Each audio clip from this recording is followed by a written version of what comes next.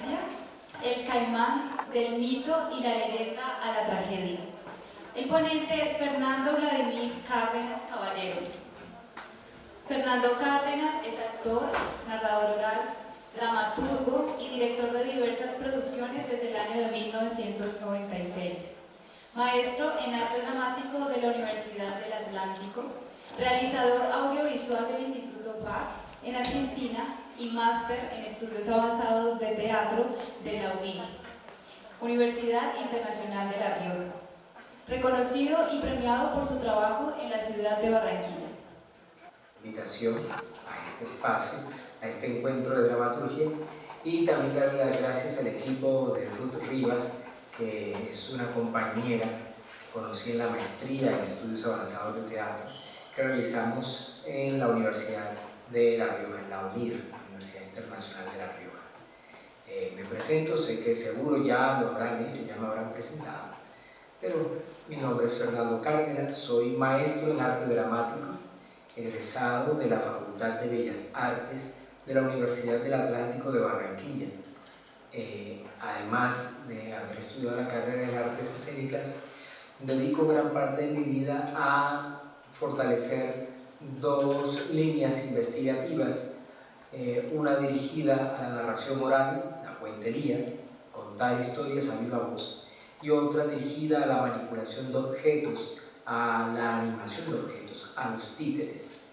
También, aparte de hacer estas dos cosas, me dedico a escribir obras de teatro, y eso es lo que nos acomete ahora, reunirnos para hablar sobre esta ponencia llamada El caimán, del mito y la leyenda a la tragedia.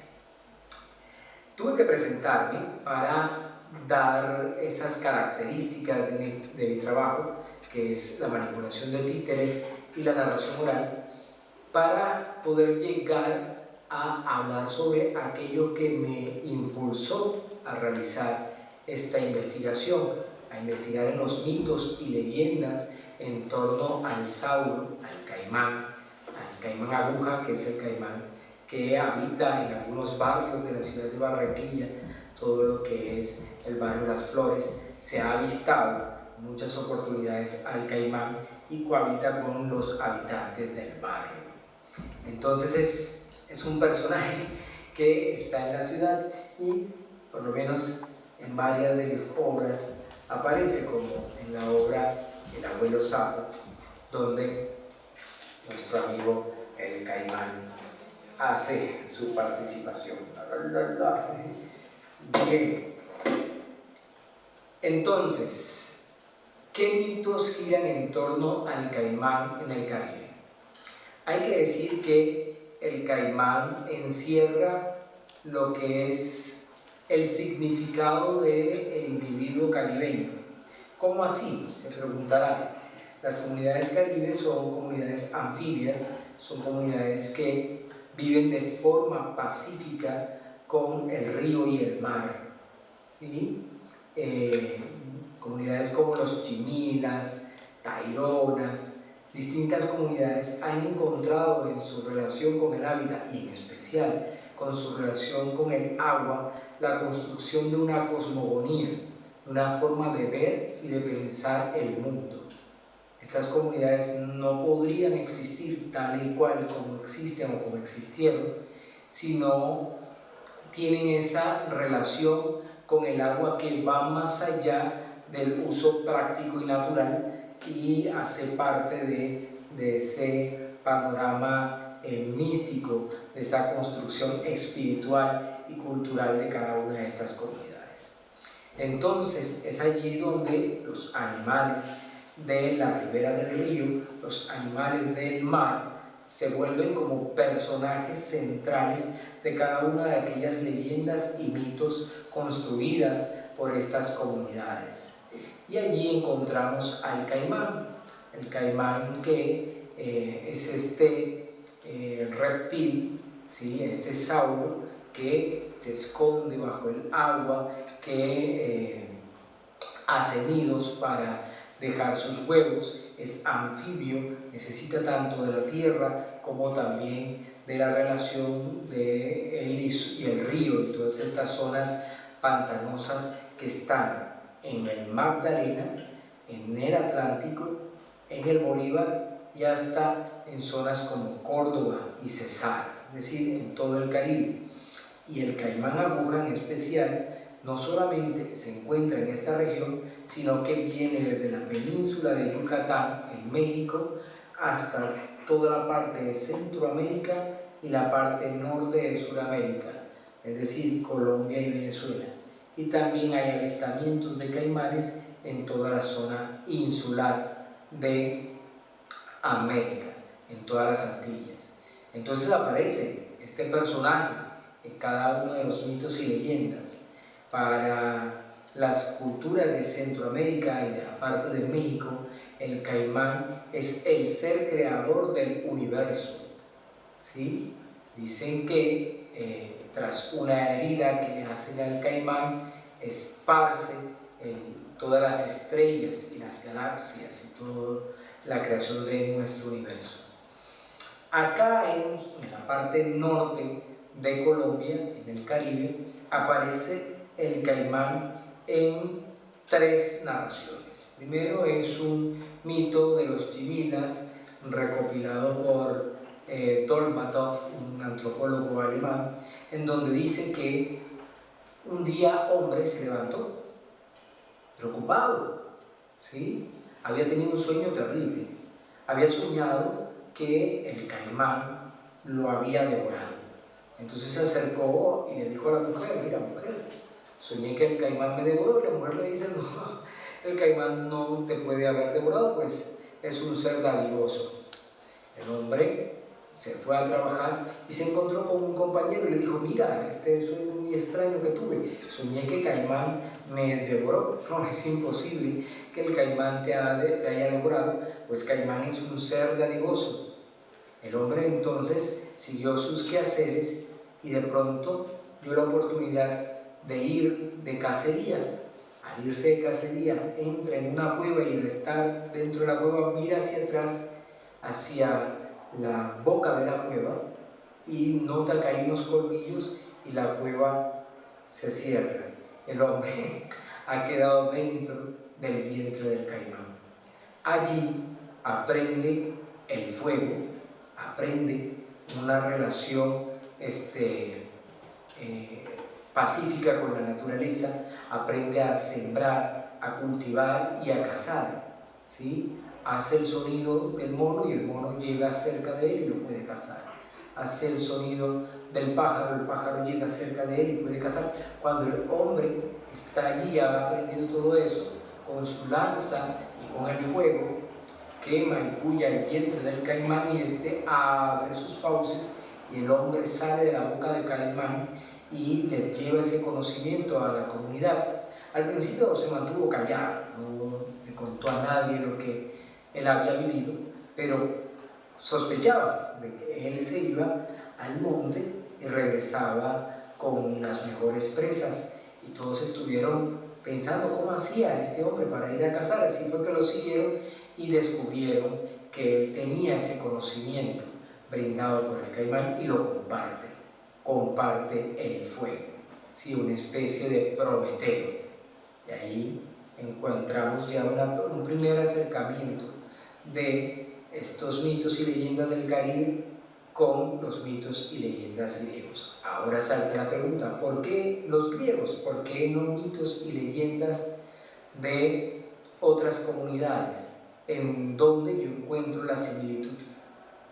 Empezando por la relación, nuevamente lo menciono, del hombre del Caribe con el mar, ¿sí? Y con el río. Es un hombre anfibio y el caimán se vuelve un tótem que identifica y simboliza lo que es el ser caribe. Esa relación del hombre con el agua y con el río, que es necesaria para su comunidad, del grupo de islas que rodea por lo menos la zona de Cartagena, que es una zona insular, la parte norte de Córdoba, ¿sí? El grupo de islas hacen que aparezcan seres híbridos, seres anfibios también, seres híbridos, seres que no son terrestres y tampoco son del agua, o que son terrestres y son del agua. Y aparece la Mohana, que es un mito que se repite en distintas zonas de Colombia, que es una mujer que vive en el agua. El Moán también se le aparece, por lo menos en varios mitos y leyendas, en forma de pez, que intentan atrapar este pez y no logran atraparlo, como le sucede a Catalina Luango, que es un mito de la comunidad afro en San Basilio de Palenque. Entonces, notamos esa relación del hombre con el agua, que es muy semejante a la relación del hombre griego con el agua. Un grupo de islas en donde aparecen personajes híbridos, personajes anfibios, personajes que son mitad una cosa y mitad otra, el centauro, ¿sí? El minotauro, las sirenas, mitad mujer y mitad pez, ¿sí? Ahí, en esa relación del hombre con el hábitat, la construcción de los mitos y la leyenda respecto a ese hábitat hacen similares los mitos que aparecen tanto en las culturas griegas como en las culturas caribes. Hay un investigador, un antropólogo, que creó algo que él llama cartografía cultural, ¿sí? Josi Tuan. Josi Tuan viene y dice que muchas comunidades distantes geográficamente en nuestro planeta construyen mitos y leyendas parecidos, además del concepto del filósofo francés Levi Strauss, además del concepto del mitema. Josi Tuan habla sobre las semejanzas geográficas en donde se dan estas culturas. Un ejemplo, no es muy descabellado pensar que comunidades que se encuentran en zonas desérticas intentan evitar la corrosión del cuerpo, intentan que estos cuerpos se embalsamen, intentan superar o romper la muerte y estar en una eterna vida, ¿sí? El embalsamamiento, este ritual que tienen los egipcios de querer mantener el cuerpo. Ese tipo de ritual es muy común que aparezca en zonas donde haya desierto, en zonas donde el agua escasea. Entonces encontramos esa relación del hombre y el agua en esas comunidades, y también el hombre y la corrosión, la muerte en esas comunidades, y también aparece por lo menos en comunidades mexicanas, en donde la parte norte de México aparece el desierto y está esta celebración como Día de Muertos, y esta relación con los cadáveres, este intento por revivirlo y realizar nuevamente el ritual de la muerte como si la persona estuviera en vida. Entonces el festejo que tienen los mexicanos para los días de muertos, vienen y colocan alimento, porque dicen que el ser querido va a volver y se va a alimentar de eso. Colocan la bebida que le gustaba a la persona que falleció, colocan el viento, el fuego, o sea, los 4 elementos, la tierra y el aire. Y algo parecido sucede con el segundo encuentro guayú.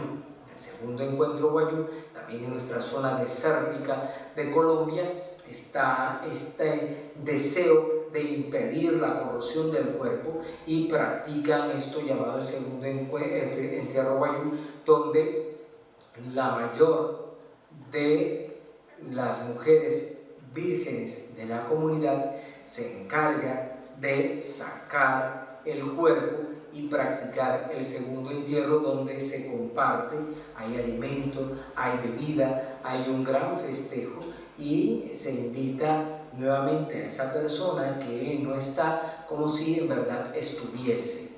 Entonces mira lo que dice Josi Tuan en Cartografía Cultural. Geográficamente las comunidades se preguntan del por qué el sol, por qué el fuego, por qué la tierra, por qué eso que los rodea, por qué ese hábitat que los rodea, y construyen mitos alrededor de cada uno de esos elementos que los rodean, ¿sí? Si están en la manigua, si están en la selva, aparecen mitos y leyendas que responden al entorno y al hábitat que los circunda, y comunidades que tienen esa misma característica geográfica repiten mitos, repiten leyendas a pesar de estar geográficamente distantes, ¿sí?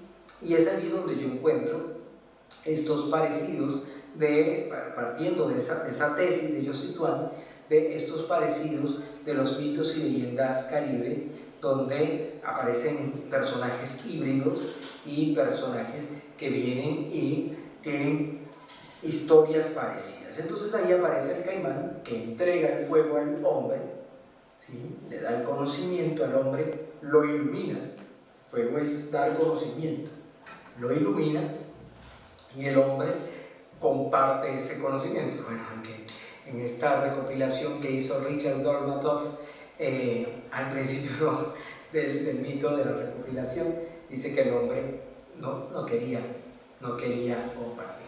Pero bien, vamos a ir un poco más atrás, en pensar en, seguro ya han reflexionado mucho alrededor de qué es la dramaturgia en este encuentro, pero para mí es importante decir que es la construcción de las historias, pero a través de los diálogos, a través del diálogo. Si bien el cuento, la novela, escriben en la prosa, la dramaturgia se escribe a partir de los diálogos, ¿sí? De esa relación oral. Y los mitos y leyendas, por ser nativos orales, se acercan al compartir, al diálogo. Un mito no es si no es contado, ¿sí? Si no hay una relación de alguien que habla, otro que escucha y responde y participa en la construcción y en el revivir ese cuento cada vez que es contado. Entonces es necesario el diálogo dentro de la narrativa del mito. Sí, bueno, aunque en las recopilaciones que tenemos solamente está la voz de quien cuenta, pero si vamos a escucharlo dentro de estas comunidades, si viajamos a la Guajira, si viajamos, el palabrero no, o el narrador de historias o el chamán no solamente está contando una historia, sino que hay una participación directa de quienes escuchan, ¿sí? Hay una interrelación oral entre quienes escuchan y quien cuenta, y a partir de ese diálogo es que se construye o se revive el relato oral, se revive el mito. Y este mito es, dentro de la dramaturgia que yo construyo, es el insumo esencial para la creación de obras dramáticas. Bien, entonces tenemos esta similitud y aparece está en otra aparición, en otra leyenda, aparece nuevamente el caimán, pero en esta que voy a contar a continuación es luego de la colonización, o sea, llegan los españoles y hay una transformación del personaje caimán. Antes era venerado, lo podemos ver en rituales, rituales de la comunidad zenú, donde vienen y entregan, el cacique entrega a su hija, ¿sí? En sacrificio para ser alimento de los caimanes y poder salvar a su comunidad de algún mal. Muy parecido a lo que hace Agamenón con su hija Ifigenia, ¿sí? Asesina a su hija para quitar ese mal que les cae y poder viajar a Troya. Entonces es algo allí que hacen miembros de la comunidad, de comunidades indígenas, donde entregan a la hija del cacique, a la hija del rey, se entrega en sacrificio para calmar la ira de los dioses. Aparece nuevamente este caimán luego de la llegada de los españoles, donde, como dije anteriormente, el caimán era una deidad, cuidaba a la comunidad, le entrega el conocimiento al hombre, el caimán de oro, por lo menos, en la parte de Córdoba, también cuida, es un dios, pero este caimán es transformado. Todos los caimanes son transformados después de la llegada de los españoles. ¿Por qué esto sucede? ¿Sí? En toda combate, en toda guerra, en todo encuentro bélico, siempre hay una transformación cultural de las dos comunidades que se enfrentan. ¿Sí? América Latina le dio al mundo entero, luego de la llegada de los españoles, la domesticación de los granos, el cultivo, ¿sí? La siembra. Les enseñó el tomate. Sin el tomate no existiera la pizza. Les enseña el cultivo de la papa. La papa llega a Europa gracias a América. La relación del hombre con el agua llega a Europa gracias a América. ¿Sí? Esa domesticación de los momentos de la lluvia, de los momentos del cultivo. ¿Sí? No solamente están aquí en Colombia, sino en toda América, desde la parte norte, ¿sí? Hasta, no sé, Tierra de Fuego. ¿Sí? Entonces, en esa confrontación de estas dos fuerzas, nuestros indígenas americanos y la llegada de los europeos empiezan a demeritar, a quitarle crédito a lo que dice el otro, a las leyendas de los otros.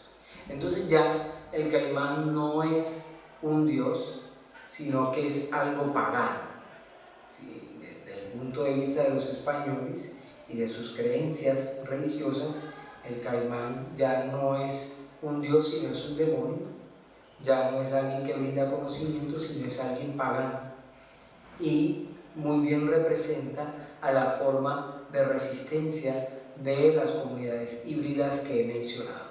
Estas comunidades saben esconderse bajo el agua, saben esconderse en la manigua, buscan el momento en que las colonias creadas por los españoles se acerquen a la orilla del agua para robar, para atacar, pues los están invadiendo. Es una forma común, una forma de defensa. Y aparece en la oralidad esto de no te acerques a la orilla del río a cierta hora porque hay un ser, una persona que te puede atacar. Entonces empieza a crearse mitos para salvaguardar la integridad de mujeres, que son las que iban a lavar, mujeres de los colonos, que son las que iban a lavar en el río, y niños que iban a bañarse. Entonces, para salvaguardarlos, les cuentan historias transformando los mitos y leyendas que han escuchado. Entonces ya el caimán no es una deidad, no es un dios, sino es un demonio que está en el río. Es un hombre, mitad humano y mitad caimán, que se mete en las aguas y espera el momento propicio para atrapar a las mujeres. Y aparece este primer cuento, en donde Tomasita, una mujer, una niña, una adolescente en realidad, estaba de cumpleaños y le da un dinero para que Tomasita vaya al mercado a comprar lo que se necesita para la fiesta, y Tomasita se va con su hermana y le prohíben pasar por una zona, muy parecido a Caperucita Roja, le piden pasar por una zona, por este sector de pantanoso, de este arroyo del Cachimbero, porque allí habita un caimán. Y Tomasita pasa y aparece allí en esta leyenda, la leyenda de Tomasita, aparece ya en esta parte que voy a decir, la relación de lo católico dentro de nuestras leyendas, donde dice que Tomasita resbala y cae. Sí, algo que me llama la atención. Resbala y cae, y por eso se acerca el caimán, y el caimán se queda con Tomasita, y cuando la hermana de Tomasita regresa muy preocupada a la casa, comenta que cuando la mamá le pregunta: "Ay, niña linda, ¿dónde está tu hermana?", el caimán se la llevó, mamá. El caimán no dice que se la comió, no dice que la devoró, sino que se la llevó. O sea que Tomasita resbala y cae. Tomasita se acerca a las aguas, es tentada, le da curiosidad el agua, y el caimán viene y la enamora. Tomasita resbala, o sea, cae en la tentación del caimán, pues el caimán no es una deidad, sino un demonio. Ahí hay otro momento de la aparición del caimán, un tercer momento, después de la llegada de los españoles, en donde hay un hombre en Plato Magdalena, que quiere acercarse a una mujer, del cual este hombre está enamorado de ella, se quiere acercar a esta mujer, pero a él le da vergüenza, no sabe comunicarse, no sabe el habla de esa mujer, ¿sí? Y está buscando la manera de acercarse a ella, y este hombre se mete en las aguas, nada por el río Magdalena, intenta acercarse, pero otra compañera de aquella mujer da gritos y señales diciendo que hay un hombre ahí viéndolas a ellas bañarse. Estas mujeres piden ayuda y este hombre no tiene más remedio que esconderse en las profundidades del agua. Cuenta la leyenda que este hombre recorre toda Colombia y llega a la parte más norte de Colombia, en la Guajira, y se encuentra con un mamu, chamán o palabrero, y este hombre le dice: "Mira, lo que tú debes hacer es acercarte a esta mujer, pero pasando desapercibido, y la única forma es darte estos 2 frascos, con este frasco te transformas en caimán y con este frasco te transformas en humano".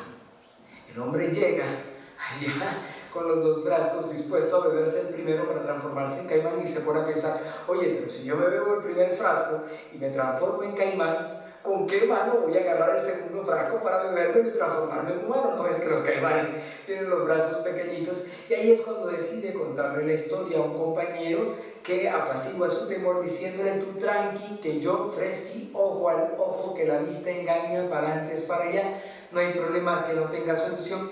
Tú te bebes el primer frasco, te transformas en caimán, y cuando vengas de regreso, abres tus fauces, yo meto mi mano en tu boca, riego el líquido para que te transforme nuevamente en humano. Pero eso sí, cuando abras tu boca y yo meta mi brazo, ¿sí?, no vayas a cerrar la boca". Y dicho y hecho, el hombre se mete en las profundidades del agua, ¿sí?, y se bebe el primer frasco. Y aunque ustedes no me lo crean, en vez de vellos, escamas. Los brazos y las piernas cortitas. La columna del coxis se la hace largo. Los vellos son escamas, los ojos se colocan en la parte superior de la cabeza y las orejas desaparecen.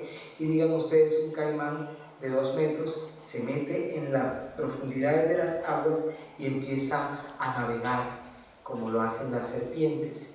Y cuando llega allá donde está la mujer bañándose desnuda, el hombre no necesita sacar la cabeza del agua, que esa era la razón por la cual la otra mujer se había dado cuenta que estaba él allí. No necesita sacar la cabeza del agua para poder mirar a la que le gusta, mirarla desnuda, porque los caimanes tienen los ojos en la parte superior de la cabeza. Entonces, ay, de papayita, nada más sacó los ojos y se deleitó tanto mirándola que olvidó que estaba transformado en caimán y quería robarle un beso. Y la mujer que se bañaba y el hombre transformado en caimán abría su boca y se acercaba a robarle el beso.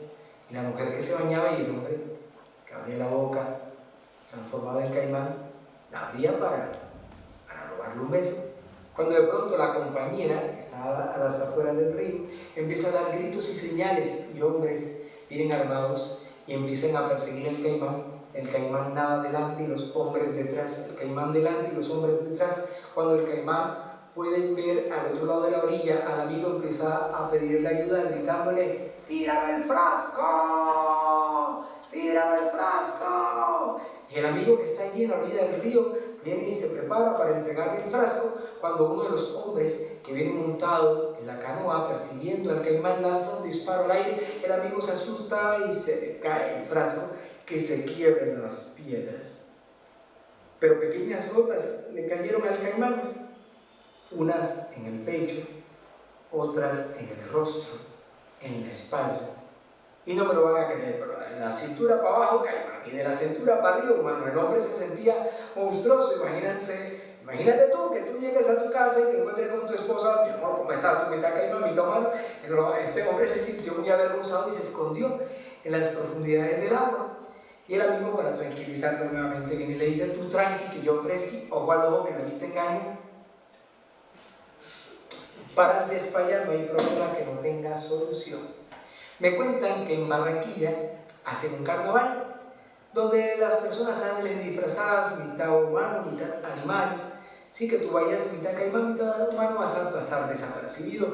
Y lo mejor es que llegan las turistas, están en la playa y tú la vas a disfrutar. Y este hombre, el hombre caimán, le gusta mucho, entonces navega por el río Magdalena cantando una canción que seguro ustedes ya conocen, y dice: voy a contar un relato con alegría y sin afán, que en la población de Plato se volvió un hombre caimán, y se va el caimán, se va el caimán, se va para Barranquilla. Entonces, bueno, ya este último relato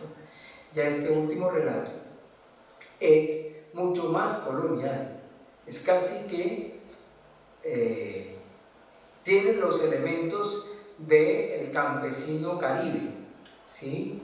De aquel hombre sambo, mestizo, mulato, de aquel hombre de la mezcla de las tres razas, negra, blanca e indígena. Entonces mira, ya hay tres momentos: un momento de un caimán precolombino, un momento de otro caimán en donde es colonial, y un momento de otro caimán que ya nace de esa mistura de las tres razas, ¿sí? En donde en esta leyenda aparecen elementos españoles, aparecen elementos afro y aparecen elementos indígenas. En la anterior aparecen elementos españoles e indígenas, y en la primera aparecen elementos indígenas solamente. Entonces ahí podemos ver tres momentos en los que aparece el personaje caimán que me llamaron la atención, y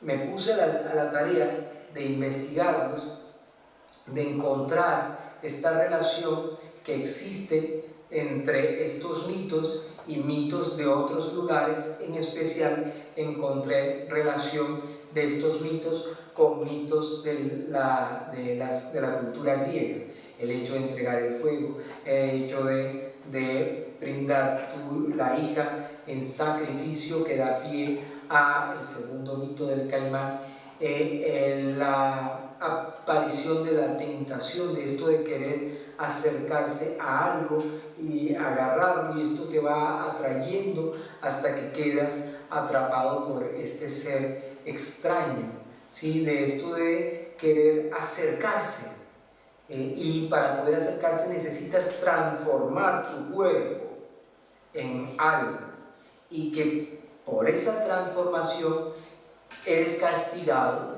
por el destino te castiga, ya está tu destino escrito, que por haber roto la naturaleza, por haber roto los patrones naturales y transformarte en un animal, terminas siendo castigado y quedas siendo un ser híbrido, ¿sí? Un monstruo como castigo.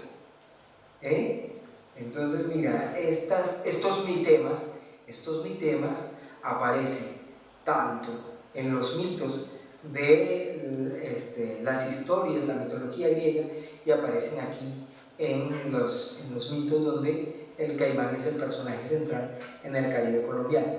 Entonces mira lo que dice aquí Álvarez Balandra cuando se encuentran estas culturas y esta relación de las culturas y qué es el mito que encierra y las leyendas que encierran un saber, una forma de mirar el mundo, una cosmogonía, ¿sí?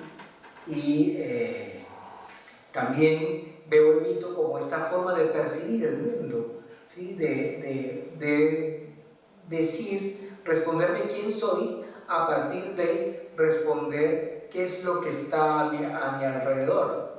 Entonces, mira lo que dice Ji Futuan, ¿sí? En donde dice que es una supervivencia biológica, una percepción, una forma de ver la realidad, ¿sí? Una forma de ver la realidad a partir de lo que te rodea.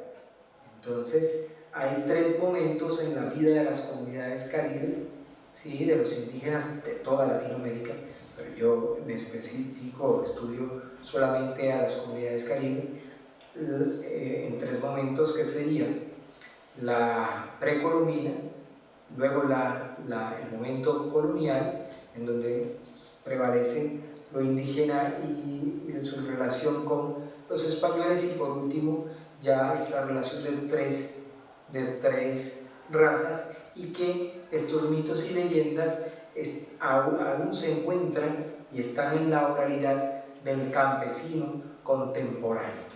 Bien, acabo de mencionar algo que se llama mi tema, que es esta raíz que se repite en cada uno de los mitos y leyendas. Esto lo tomo de el filósofo francés Lévi-Strauss, en donde él dice que existe una raíz mínima dentro de estos relatos que se repite, aunque cambien los nombres de los personajes, aunque cambien las circunstancias, aunque cambien la geografía, se repiten en varios relatos. Y mira, aquí ya las he nombrado. Primero, un ser que da conocimiento, es un mitema. Segundo, un hombre que recibe ese conocimiento y lo comparte con sus compañeros. Tercero, este ser que da el conocimiento es castigado por entregar el conocimiento, tercer mitema, y así es castigado acá con la llegada de los españoles. La deidad Caimán cae, ¿sí? Se vuelve un dios pagano, se vuelve un demonio, según la mirada de los españoles.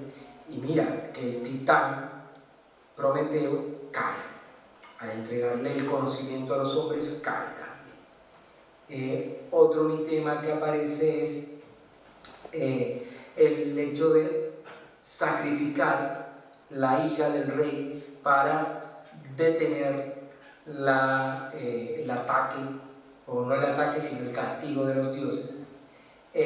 Otro mitema que aparece es la seducción de un ser del agua, es volviéndose tentación para hombres y mujeres y atrayéndolos al agua y atrapándolos, ¿sí? Otro mitema es un hombre o una mujer que decide hacer una ruptura de lo natural para satisfacer una necesidad, y por tal motivo terminan siendo castigados, transformados en monstruos. Entonces mira, estos mitemas me ayudan, como dice aquí mi compañera Ruth Rivas, que la he nombrado, ¿sí? En su texto, el mitema como base para la dramaturgia, me ayuda a que se transformen en hojas de calco, ¿sí? Como ella muy bien lo menciona allí, que cuando me vaya a enfrentar a la creación dramatúrgica no vaya como un vacío, sino que por lo menos ya tenga una maqueta, un calco, nuevamente repito la palabra, para la escritura.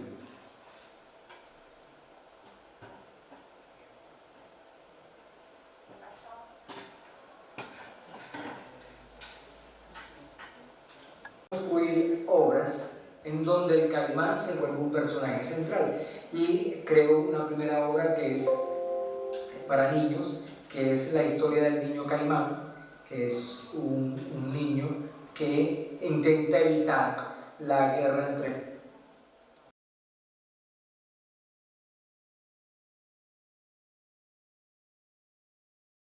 Hola, ¿qué tal? ¿Cómo están? Cualquier inquietud, cualquier pregunta que tengan sobre esto de escribir una tragedia a partir de los mitos y leyendas donde aparece el caimán como personaje central. La manipulación de objetos te influyó en la dramaturgia. La manipulación de objetos influyó en la dramaturgia. Sí, bueno, estoy escribiendo obras de teatro para títeres y para manipulación de objetos. Viendo primero que todo que se hace muy poco teatro para niños, eso es ya otra rama, sí, otra línea, se hace muy poco teatro para niños. En Colombia en general y en la costa se hace muy poco.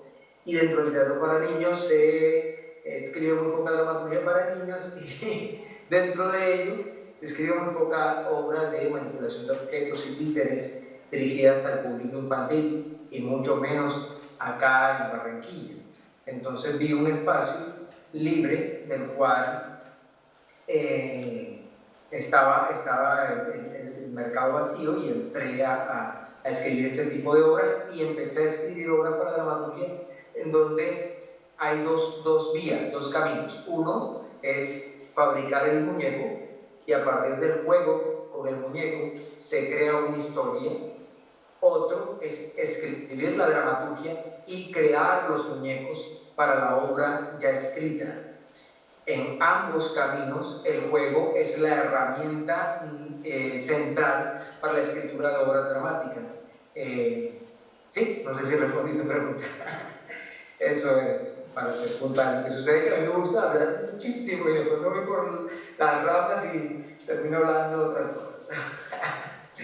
Entonces, creo que respondí tu pregunta, ¿o no? ¿Llegas a la creación de la historia desde mi tema, o primero tienes una historia y después identificas el mi tema? Que si llegas a la creación de la historia a partir del mi tema, o primero tienes el mi tema y después creas la historia. Bueno, utilizo las dos vías, es decir, tengo el mi tema, y a partir del mi tema escribo la obra. El mi tema funciona como hoja de cálculo, y también trabajo de la otra manera, tengo la historia y empiezo a buscar el mi tema que pueda ayudarme para la escritura dramática. Entonces, utilizo las dos formas al momento de escribir, independiente del género o independiente del tipo de teatro que sea para actores o para teatro de muñecos.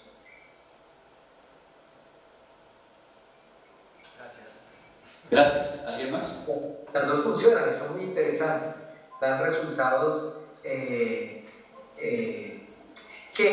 en la práctica de ir montando la obra, vuelves nuevamente a mi tema, y con las propuestas que están saliendo en el momento de creación se va reescribiendo la obra. Es importante recordar que la dramaturgia es una actividad que se hace antes de la creación de la obra, durante la creación de la obra y después de la creación de la obra. Ella se sigue escribiendo, reescribiendo, ¿sí?